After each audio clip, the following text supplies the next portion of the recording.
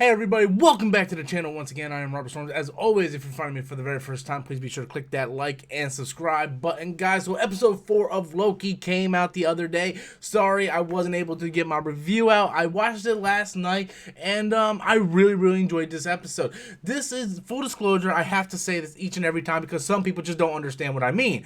Loki is not one of my favorite characters in the MCU. So a series about Loki I'm kind of on the fence about because I'm like, well, I really don't care about this character in the first place, but why would I care about this series? And I was proved completely wrong. Isn't that right, Jimmy? Fuck you, Jimmy. Fuck you to hell.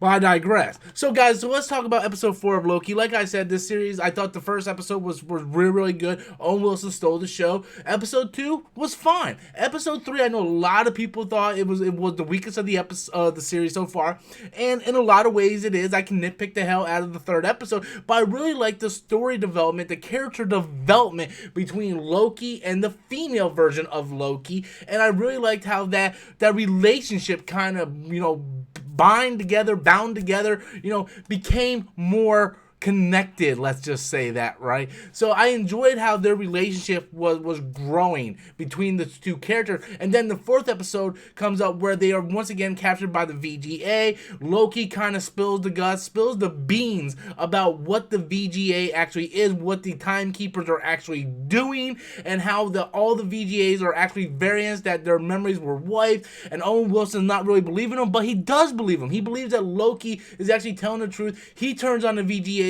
and boom, guess what, guys? Spoiler alert, he's dead. Owen Wilson is dead, and I'm like, oh my god, he is dead. They just killed Owen Wilson's character? Bitch, what? But then that kind of leads into something in the end credit scene. Another thing I really enjoyed about this episode was that we get Lady Sif back. That's right, we're going full-on spoilers here, guys. Lady Sif is back, but it was just a time loop, and so she wasn't really there. It was just a time loop thing, but it was good to see her back. Good to know that the Marvel Universe hasn't just forgotten her, because guess what? The fans have it. And then the episode ends with Loki also being killed, just like Owen Wilson, but there's an end credit scene where Loki wakes up and there's multiple Lokis around him. So did Owen Wilson's character actually die, or did that stick that they just killed him with, does it just send them into another dimension? Do you think he's dead, Jimmy, or do you think it's just another dimension? So yes, you think he's dead, or yes, he's in another dimension? What are you saying yes to? Dead? Other dimension? I give up. It's like talking to a wall. It's like Jimmy, are you ugly? He'll just say yes to anything at this point. But yeah, so I really enjoyed the episode. I liked what it was delivering.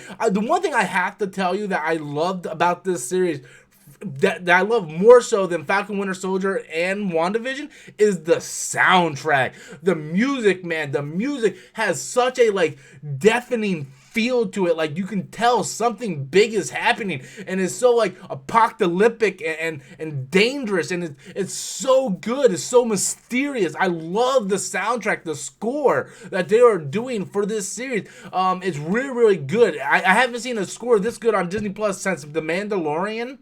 And it's really good so far, more so than Falcon Winter Soldier and WandaVision. At least when it comes to the scoring department, whoever is scoring this series, man, hats off to you. You need to score an MCU movie if you haven't already done so, because the score is fantastic. I love what they're doing with the storyline. I love what they're setting up. I want to know more about the timekeepers. And the one thing that this show is doing, something that WandaVision did, but Falcon Winter Soldier really didn't do, is it's giving us more intrigue. It's making us as fans ask more questions. And even if you do not like the character Loki, like me, not a big fan of Loki, I'm still intrigued by this series because of all the questions that it brings up and how it's pushing the lore a little further.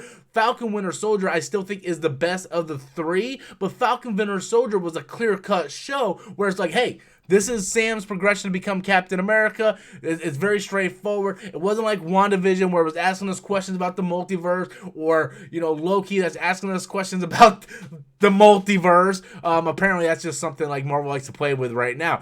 But yeah, I'm really enjoying the the emotional aspect of these characters and how they're trying to figure out what's going on. At the same time, we're trying to figure out what's going on. I think Tom Hiddleston is doing a really good job once again as Loki, even though, like I said before, Loki, not the biggest fan of, but I think Owen Wilson is stealing this series. So with that said, guys, that is my spoiler review of Loki episode 4. Can't wait till next week for the next episode. What do you guys think? Be sure to leave your comments in the comment box below. And until next time, as always, I'm Robert Storms, and that's my opinion. Later, guys.